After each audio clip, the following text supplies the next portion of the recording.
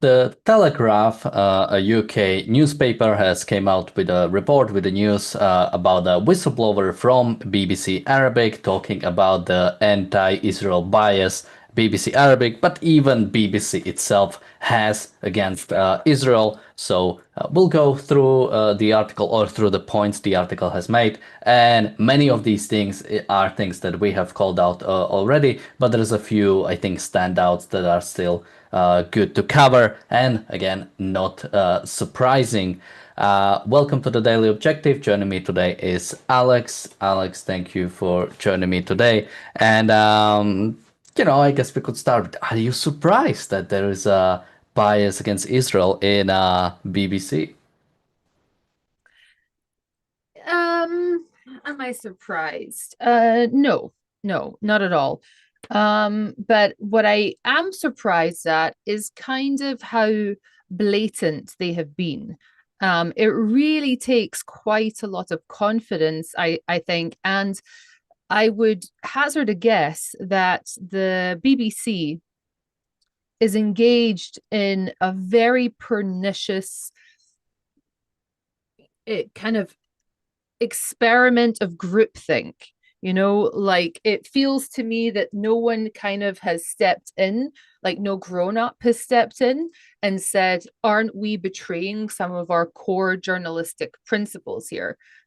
Because, it's interesting. I think it was about 2 years ago, I read some really fantastic journalism from the BBC that was actually about the captagon trade in Syria. And I said to myself, wow, so refreshing. It really was. I mean, I don't live in Syria. I don't know all the facts on the ground, okay? But it seemed to me it was well thought out, it was well researched, it was well sourced. So they are definitely capable of doing hard hitting journalism when it doesn't seem to offend their sensibilities. Okay. Like it's very socially acceptable for them to be going at the Assad regime. Okay. Because, he's like a really disgusting dictator. But interestingly enough, they kind of acquiesced, to the regime after the regime came out and called it, disinformation and propaganda. They walked it back a little bit, but you know, the BBC has engaged in selective poor journalism, I would say.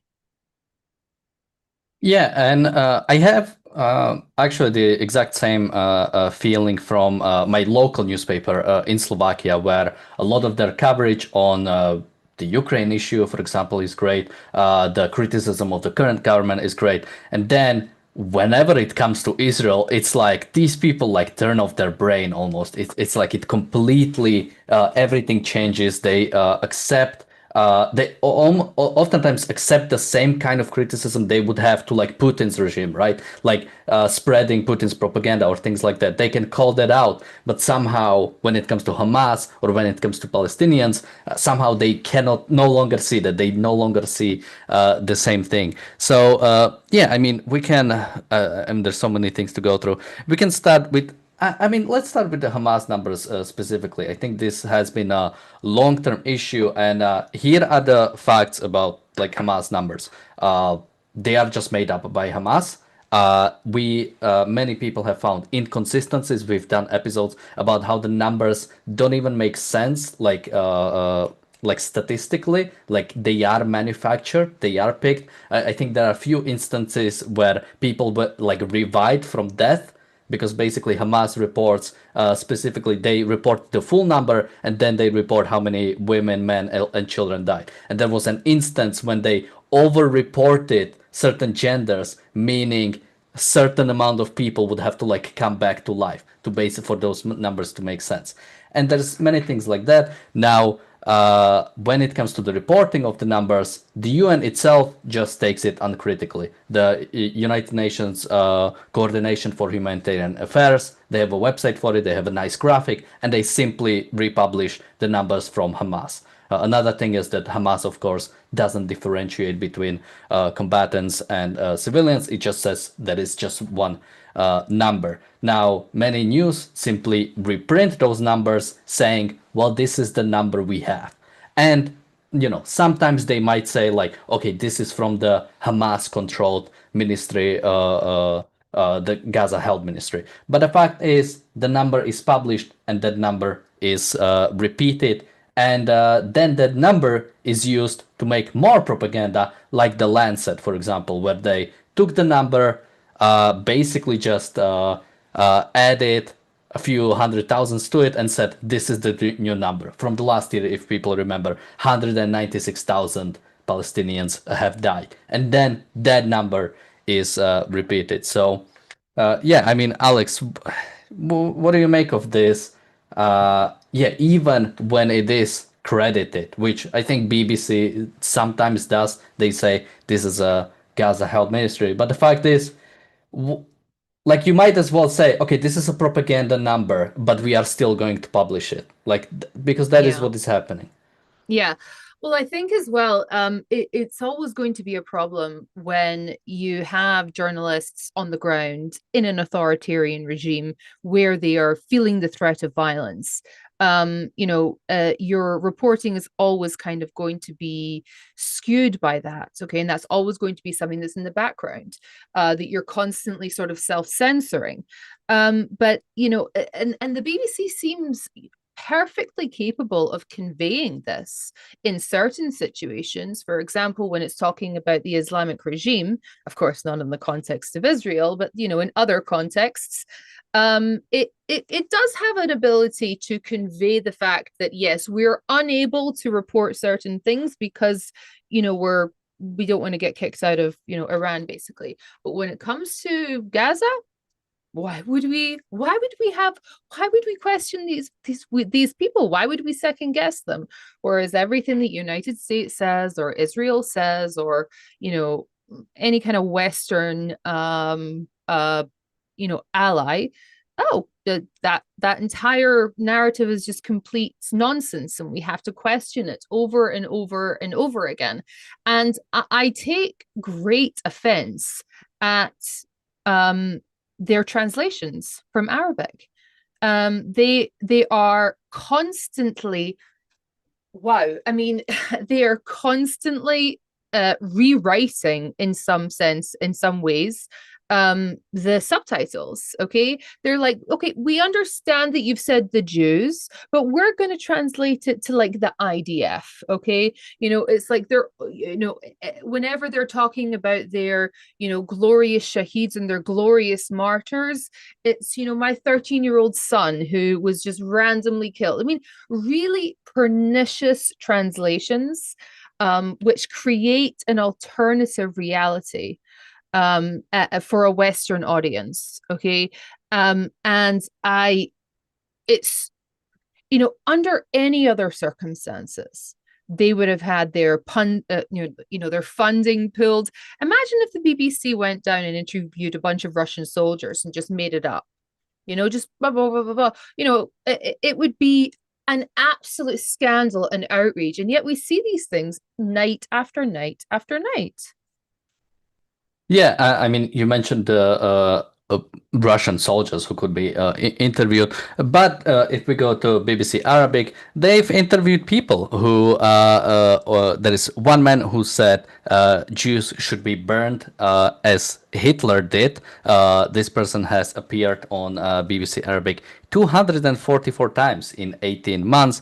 There was another who said, who described Israelis as less than human and Jews as devils. This guy appeared on BBC Arabic over 500 times. So, I mean, yeah, I understand that in the Muslim world, it's hard to find somebody who's not as anti-Semitic, who say these things very casually. But again, you have to have certain standards. You have to have certain, what does it say about the people who you invite to talk about? And now we would even assume that their agenda would be objectivity, that their goal would be to not have these people on. But the fact is, especially when we go through these things, it seems like the opposite. It seems like these are the exact people they want to have on. They want to have this kind of sort of people who have a certain agenda against Israel. And they hide behind all of these liberal platitudes, which about freedom of press, which really appeal to us, okay, which we feel as core principles of ourselves. But then, in a very reckless way, like for example, oh, there's been this massive tragedy, this massive terrorist attack. Let me interview the victims, and then let me interview the perpetrators to just give the perpetrators' opinion. I mean, it really is as crazy as that. It's is imagine this in a non governmental political sense. Imagine you had a victim of rape, and then you interview her, she has her say, and then you say, okay, let me go and just let me get the rapist's opinion over here. Okay, let me get the convicted rapist's confessed rapist's opinion here, because he's got to have his say now, doesn't he? I mean, let's get the Taliban, right? Let's get Osama bin Laden's say, right? I mean, and it's always in this unspeakably uncritical way, and this true sort of disgusting faux naivety. Like, this is a serious journalistic organization who in the past was the voice which gave strength to the French and German resistance, right, during the Second World War. They were the voice that kind of kept them going. I mean, if you listen to the reports from back in the day, it was a true, just one of the BBC's finest moments, I think. So, have the institutional capabilities to be hard-hitting journalists. And instead, it's just this constant, glossified, facile kind of 13-year-olds like news report for school sort of level that we're talking about here, right? It's like, here you have the noble savage. Okay, he can't help it. He was, I mean, come on, he was born in Arab. He couldn't possibly have the capacity for rational thought. I mean, it's truly racist in the way that they approach people. I mean, really quite offensive, actually. That's what they're existing to do, just to launder the ideas of, I mean, these like medieval savages. Yeah, and well, we have a super chat from Bonnie. Thank you so much. And I laughed in a little bit ago because you said, it's October 7 happened, and it's like if BBC went and interviewed the victims and then interviewed the perpetrators. But they didn't do this because specifically the BBC Arabic didn't even interview the victims. When it comes to the main BBC, they ran 19 separate stories about the Israeli hostages, while BBC Arabic ran nothing, not a single story about the hostages that were taken on October 7. Now, again, I understand that, of course, in the Israeli media, you'll have much bigger focus on the Israeli hostages since it's their citizens. But there were British citizens killed and taken on October 7. Not to mention even the fact that taking the hostages is a big part of October 7. And the war itself, the negotiations, the ceasefire. You cannot talk about this event. You cannot talk about Gaza without mentioning the hostages. They are a crucial part of it, of the coverage, especially if you're trying to have some sort of all-round coverage of the news. Yet, no, they do not interview the victims. They simply interview the perpetrators. They simply are interested in the story of the perpetrators who did October 7th. And to expand it to a bigger point, the biggest thing is that this is a joke on you. If you are in the UK, these are your BBC Arabic is to large extent paid for by the taxpayers, by the specific the license. You even have a specific tax, so you know how much how much of your money is going to the BBC, because there is a specific amount that is going there. And I think even yeah. just from what I understood that yeah, the BBC does come from the TV license, but that a BBC Arabic is, I believe, paid by the Foreign Office. I mean, it's still your taxes at the end of the day. It's sort of like which way do you kind of want to cut this onion up? My father is not paying that. He's refusing to pay it. And he, said to them, they come to the house, by the way, and they like ask you why you're not going to pay it. And he said, I'm not going to pay it because I wouldn't pay Goebbels. And, said it very matter of factly and just, I'm a 75-year-old man. I'll go to jail, no problem. I mean, here's the cuffs, let's go for it. And I think that, this is obviously the right thing to do. Um, I can only imagine the position that many people in the UK are in, that the just the injustice of having to pay for this. I mean, to pay for this. I mean, this is. I mean, the organization at this point is an absolute monstrosity. That is engaged in the most vicious groupthink. I mean, really like mind virus kind of stuff. And not even speaking like conspiratorially, but they have a real conspiratorial nature to their reporting now. It's always, there has been an event, let me find the Jew angle, right? I mean, it is the BBC reports news in Israel that didn't make it into the news in Israel, right? It's obsessive, to be honest. And a lot of the time they will always have this qualifying language or this kind of morally, I would say judgmental language, like, oh, it was a controversial drone strike, right? Or it's an Israeli led or a US backed or a kind of always this sort of very, implied evil in the language, right? But the Palestinian death toll given to you by humble Palestinians is 8,421, and that's those are the facts. But it's a controversial drone strike when you want to take out a jihadi.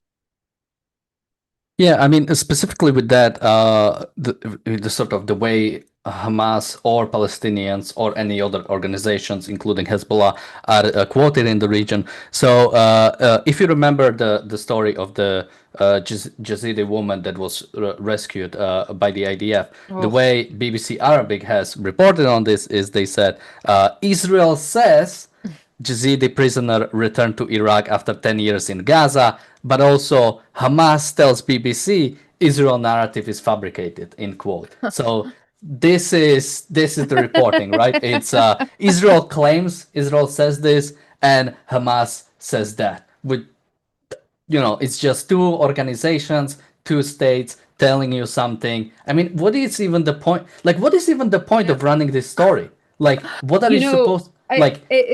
oh, Like a person A said this, person B said this. Here is your story. Okay, what actually happened? Like, what is the point of simply, reporting that two people said something? Do more journalism if you want to actually find out the truth. Report on something that's real. well, I mean, under what other circumstances would the BBC ever publicly discredit a woman saying that she was a victim of child rape? It under what other circumstances would the BBC say this woman is saying that she was, she is a Yazidi woman, she's found herself in Gaza, she has a whole bunch of kids, right? She has a whole story right there. But yeah, but you know what? Like, let's go and ask her abuser, right? Kind of for his opinion. I mean, under what circumstance? I mean, this is a goddamn Yazidi bride. I mean, really, the BBC knows all about this, about the human trafficking and the slave markets and all of it. It wasn't that long ago, okay? But it, what else are they trying to apply happened here? Is Yeah, this yeah. I mean, is imagine she if, an Israeli agent? Is that what yeah, they're trying to say? like imagine if this was like a UK local story, right? A woman claims she was groomed and raped by this gang. A Pakistani gang leader says no, we didn't do so. That she's lying. Like Yeah. this is the exact same kind of reporting. This is the exact one-to-one like comparison, but it's somewhere else. And it doesn't involve Jewish people. I Like mean, could you, Daniel, could you even imagine the headline? It would be like local woman raped question mark. I mean, under us, I'm sorry to even say this is macabre. This is dark stuff. But I mean, this is what it is. Um, Fantastic reporting. That was I forgot about that one. Thank you very much for reminding me. yeah, and we have one more. First, we have a super chat from Mr. Mans Deluxe. Thank you so much for your support. If people might remember the Majd al-Shams strike, the Hezbollah Mm. strike that killed many children in Golan Heights. This is the way this was reported by BBC Arabic. While Hezbollah denies responsibility for attacking the village of Majd al-Shams in the occupied Golan, Israel continues to accuse the Lebanese armed group of killing 12 people. So, 12 people instead of children, because I think it was exclusively children, it was like a playground that was struck. Yeah. Yeah. Lebanese armed group instead of Iranian-backed terrorist organization that is occupying a bunch of Lebanon. Israel continues to accuse, again, sort of taking, this is what the terrorist organization says, and this is what an official government position is. And of course, occupied Golan, although I think that's the least offensive thing there, because that is sort of like accepted worldwide opinion, unfortunately. Uh, But yeah, it's like what is this? Like, I mean, imagine like I'm just trying to like put it on any other situation. Like a murderer goes to trial, and it's like, I didn't do I didn't do it. They quote him from the trial. Like, what is the point of like? Of course, they're going to deny it if they've yeah, and done it. like Like, what do you expect? quite literally like that's what they do. Well, yeah, I find the it's it truly is astounding, I think, that they managed to really get to this stage. And you really see the sort of like, okay, it kind of reminds me of people who will obsess over like there could be a massive like crime epidemic between I don't know, like uh whites killing each other or something, okay? And then there will be somebody who is obsessively focused on like the 1% of violent acts that's committed by X, racial group, okay, and they're obsessively reporting on this, okay. So it's like whenever there were massacres, right, between like the various Sunni forces in Syria and Hezbollah, okay, like daily, right, just absolute massacres, bombings at checkpoints, the whole lot. It's sort of like this airy fairy. I don't know what's going on. It's kind of weird to start of bombs here. Maybe there's like just no clue, right, about what's going on, or kind of they don't even really want to take an opinion on it. Okay, like it's which one do you back? You know what I mean? Like whatever. But then whenever there is like a little fakakta kind of person ambling over the border, let's say it's an international event, we have to bring all of the press, all of the forces, okay, and to hyper focus on this. It's absolutely it's absolutely astounding, to be honest. And you think it can't get any lower, and it does, year by year, get lower and lower and lower and lower. We have a super chat from Rafe Ruff Barker, thank you so much. Mm. He says, you guys have to cover the new Canary missions CAIR expose, their influence on Zoran's campaign and future plans. Fit Linda Sarsour. So we'll definitely take a look. I've been saying a little bit about sort of Zoran's like transition team, who will be taking place there. I think I've heard of this person before, but I haven't looked into it that much. So yeah, thank you so much for the recommendation. We'll take a look and possibly cover it this week or in the next few months, since I think it's I believe it's until January 1st when Zoran will officially become the mayor, or will like fully take over. So I'm sure there's going to be more than enough things to comment on there. One more thing we can quickly check, and it's a video. It's pretty short. It's only like 12 minutes, but it's from an interview uh, that I cannot seem to find. Wait. Okay. Alex, was there anything else you noticed in the article that you wanted to mention?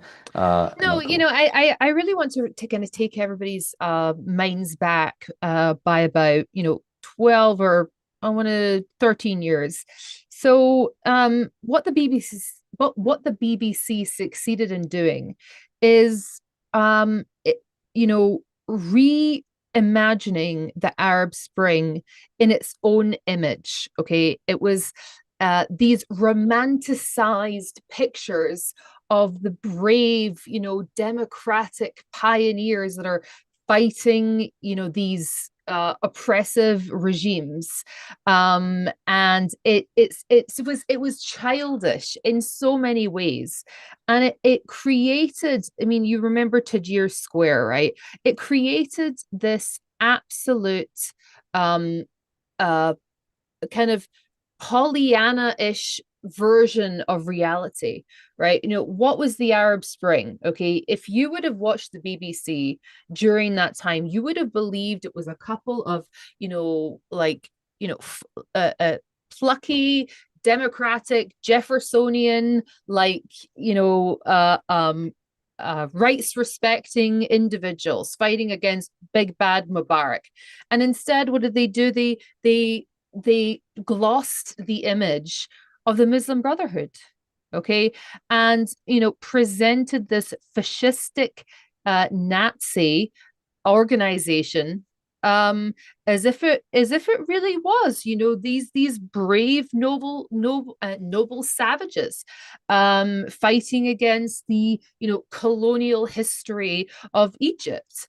And it was such a betrayal, I think, of what actually happened there. And it they never paid, I don't think, for that.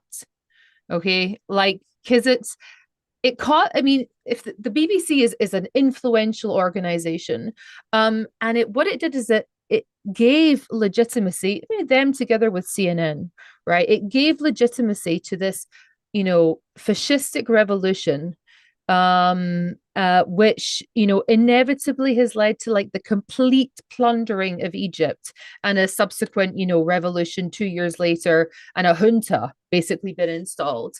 But it even as Lara Logan was being raped publicly in in the streets of Tahrir Square, it was always, oh, the noble, fantastic revolutionary forces have arrived.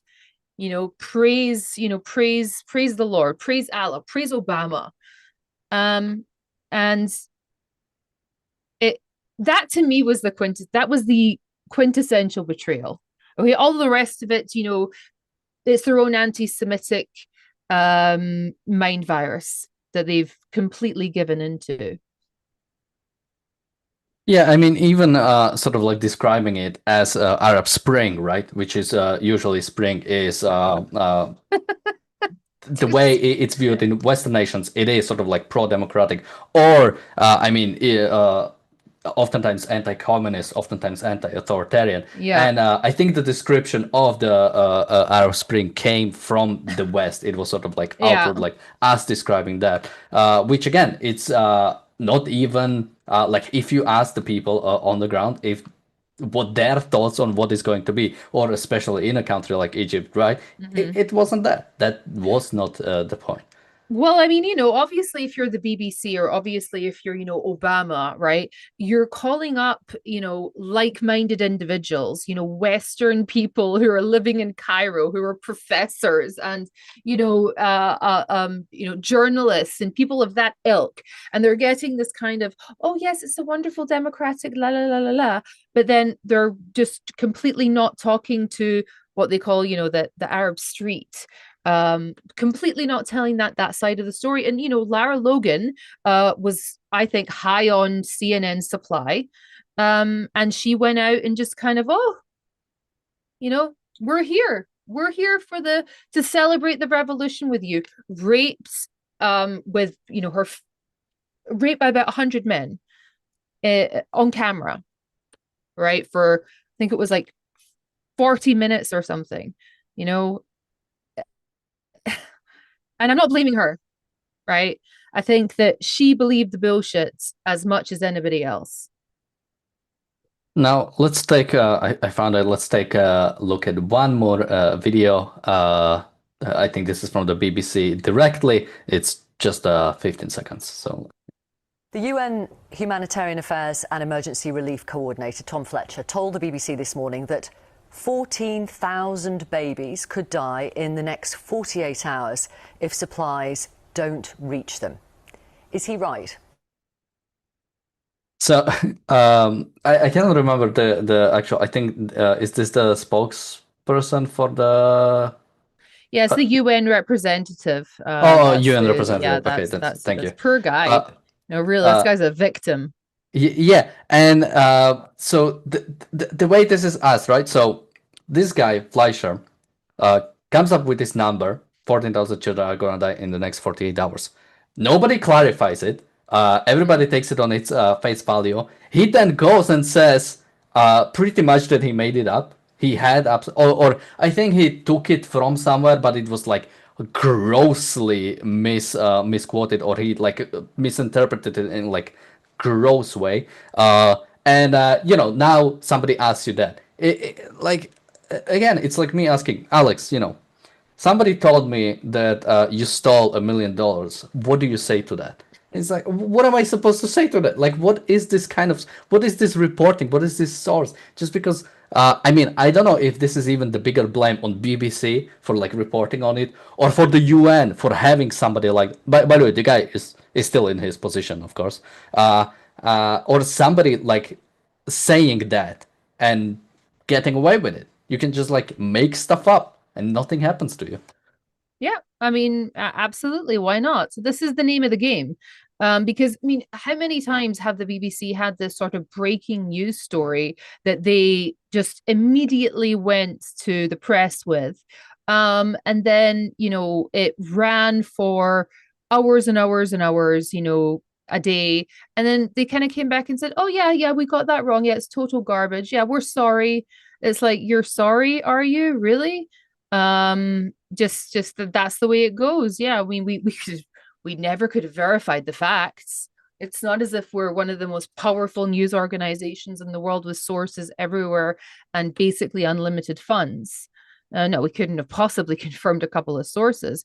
It kind of. I was watching this documentary on Hurricane Katrina, and you had the aftermath of the hurricane, where you had like 25,000 people who genuinely were living somewhere for 3 or 4 days without food, without water. And you could actually see the, children dying basically in front of you. It was extremely easy to convey, right? I mean, I could smell what was happening right there. Imagine everybody's, I mean, just living in complete, just the worst conditions imaginable for humans. But yet, whenever the BBC wants to do one of these kind of stories, they have the emaciated, starving child next to a morbidly obese parent, staged photo inside of, a tent or a building or whatever. That's what they have to do. Whereas when you see it authentically, like in the footage of the aftermath of Katrina, you see what 25,000 people without food and water for 3 days, 4 days, actually looks like. It's a very different vibe. Yeah, I mean, I don't know what is the state of it right now, but I know at least before the October 7, Gaza and both the Palestinian territories had a large amount of obesity rates. I think over 10% of the regional average. So, oh yeah, like 70% of their population is obese. It's staggering, really a staggering number. Like in many Arab countries, to be honest. But they had, more light than Lebanon, before October the 7th. They had more, more. I mean, Lebanon was having complete, critical infrastructure failure, and they didn't have electricity for, vast amounts of the day, right? But the Gazans, they didn't suffer like that. They didn't experience these kinds of things. Because at the end, whenever Lebanon collapses from its mismanagement and the massive explosion that happened a couple of years ago, no one's going to come and bail them out. Not really. The US will kind of pay lip service to helping them out a little bit, but no one's really bailing them out. Whereas Israel bails them out every time. Yet, of course, when it comes to the coverage, we only focus on we don't focus on the negative aspects of Israel. We make up stuff about Israel to focus on, because again, there is a lot to cover about the bad things in Israel, but it doesn't matter. That's not what matters. And what matters the Israelis is, will cover that for you. You know what I mean? Like if you want to have a really negative opinion about, the Israeli society, read the local press. Okay, we're not exactly shy of confronting each other, of criticizing each other over political disagreements. You'll find robust, quite vicious arguments. So we're not exactly like see snowflakes that you can't possibly say anything bad about. It's the demonizing nature of the whole thing, and the conspiratorial demonizing nature of the whole thing, and the faux naivety. Like, oh, I don't know, I can't possibly understand what I'm doing over here. I'm just reporting the facts told to me by this guy over here. He's a jihadi, so what? He's a dad. He's a father of four. He's just a wonderful father of four. It's like he's a mass murderer. Well, with that, let me just remind people to sign up for the ARCUK's mailing list. The Irreplaceable Spark Conference 2 is coming next year in Austin, Texas. Best way to get all the most up-to-date news about the Irreplaceable Spark Conference or anything else we are organizing is with the ARCUK's mailing list. Link to that is in the chat in the description. Alex, any last thoughts from you, and where can people find you? Here on ARCUK, and I was recently, really thinking about the French resistance and the German resistance during World War II, and the inspiring nature of the BBC during that time. I just kind of there is a book that's going to be released in the next couple of weeks. You can find it at victory.now. And it's, really taking a Churchillian approach to the kind of, the Israeli-Palestinian conflict and the pursuit of victory. And of course, the quintessential book on victory. I recommend nothing less than Victory, which of course, was written many, many years ago. And with that, of course, you can join us tomorrow with another episode of the Daily Objective and the Reality Show. Thank you, Alex. Thank you, everybody, for watching, and bye-bye.